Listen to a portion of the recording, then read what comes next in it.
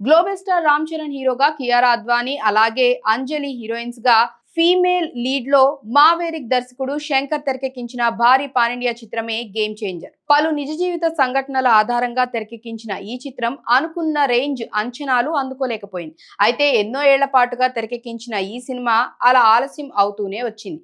దీంతో పార్ట్ 2 కూడా తీస్తున్నారా అనే టాక్ కూడా వచ్చింది. ఆ రేంజ్ లో షూటింగ్ చేస్తూనే వచ్చారు.